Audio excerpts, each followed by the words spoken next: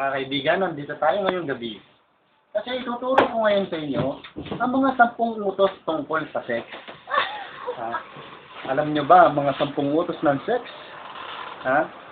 Ang 10 utos ng sex ay napapaloob sa aking, ito, what do you call this? Marikina City. Sandali lang po. Nandito na tayo. Ang ating gagawin sa ngayon ay ituturo ko Binabasa. kung ano ba talaga ang dapat gawin. Number 1, ito ang pakakatandaan. Ito ang pakakatandaan niyo. Bawal umaray. Yan ang kauna-unahan. Yan ang kauna-unahan. Bawal umaray. Ang pangalawa naman natin ay, kailangan nakahubad, di ba? Siyempre. Kasi kailangan nakahubad. Sex kayo eh. At ang pangatlo, walang time out, nakakabitin. Di ba? So, against ko sa'yo, nakakabitin. Kaya bawal, kaya break mo na. No! Nakakabitin. Sumasakit yung puso ng lalaki. Ang pang-apat naman natin, dapat diyahing langit. Yung tipong, ang sarap, pare. Parang gano'n.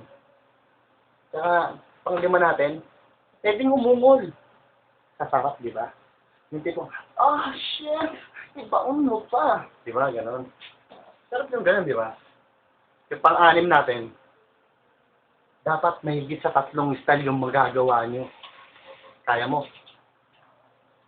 At ito kasi yung iba kasi ang gusto ng mga lalaki, minamadali.